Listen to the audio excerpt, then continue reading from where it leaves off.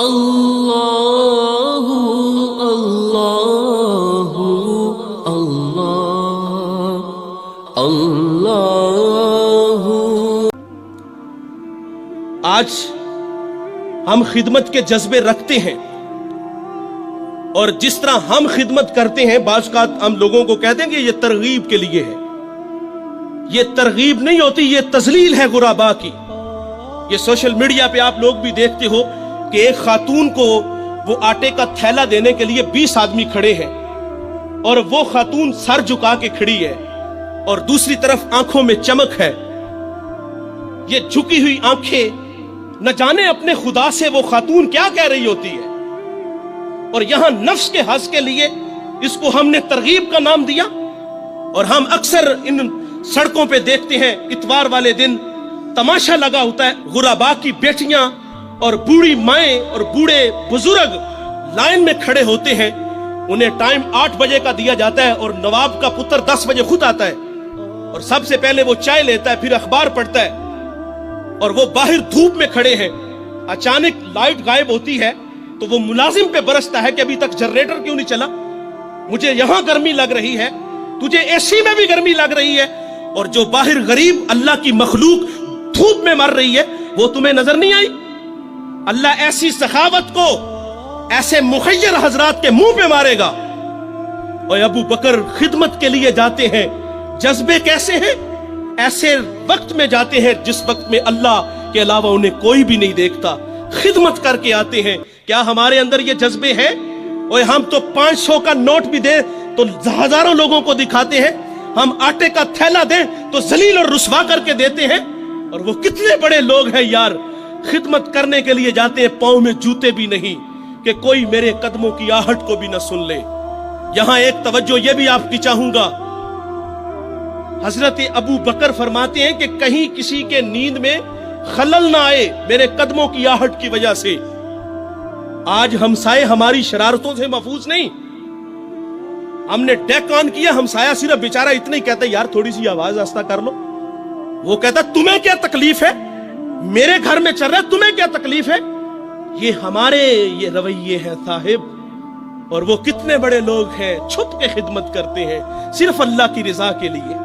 اور پھر جب حضرت سیدنا صدیق اکبر رضی اللہ تعالیٰ عنہ دنیا سے چلے گئے تو حضرت عمر جو 23 لاکھ مربع میل کا حاکم ہے، پھر وہ ڈیوٹی خود لیتے ہیں، خود اس کے گھر کے برتن دھوتے ہیں، اس کے گھر میں جھاڑو دیتے ہیں، اور خود مشکیزیں بھر کے آتے ہیں۔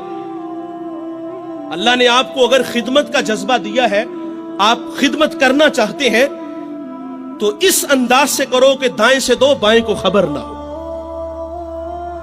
تو یہ اخلاق ہے صاحب، اپنے اندر یہ اخلاق اپناؤ، اس کا صلہ ہے، ورنہ لاکھوں کروڑوں کی سخاوت خدا منہ پہ دے مارے گا۔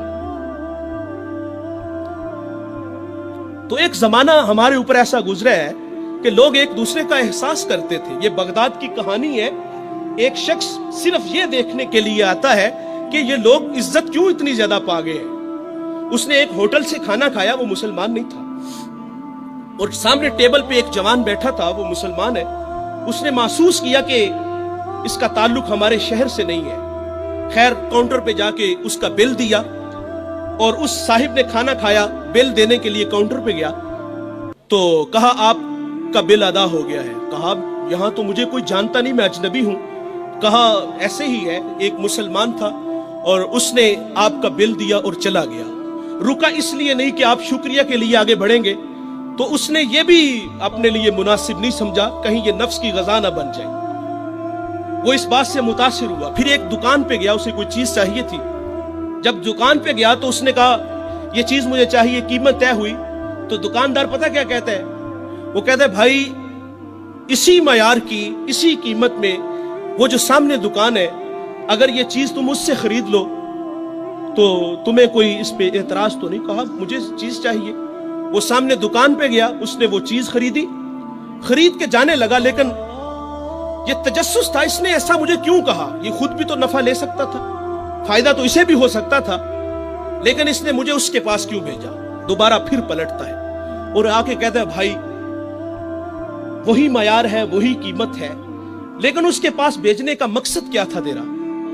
اس نے کہا بھائی میں صبح سے اس وقت تک میرے پاس بڑے گاہک آئے ہیں اور میں نے اپنے بیوی بچوں کے لیے رزق روٹی اکٹھی کر لی ہے، اور وہ جو سامنے بھائی ہے اس کے پاس صبح سے لے کر اس وقت تک کوئی گاہک بھی نہیں آیا، تو میری آرزو تھی کہ تو اس سے جا کے خرید لیتا تاکہ وہ بھی اپنے بچوں کے لیے رزق روٹی لے جاتا۔ ایک ایسا زمانہ تھا، ہمارے اخلاق اتنے اچھے تھے، ہم ایک دوسرے کا خیال رکھتے تھے۔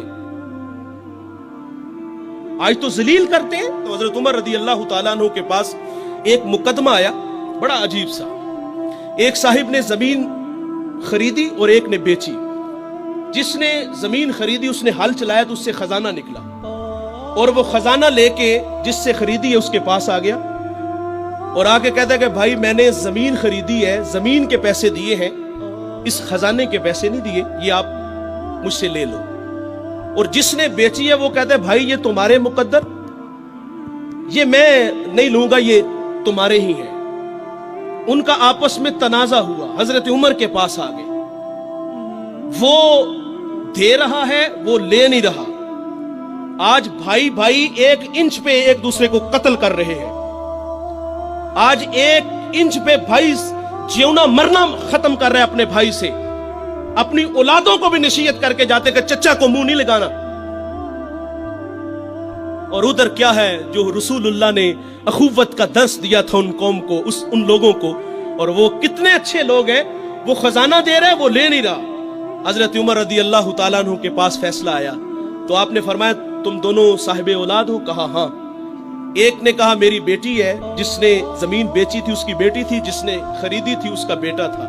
کہا دونوں کا نکاح کر دو، اور وہ جو خزانہ ہے وہ بیٹی کو جہیز میں دے دو تاکہ وہ خزانہ دوبارہ اس کے پاس چلا جائے۔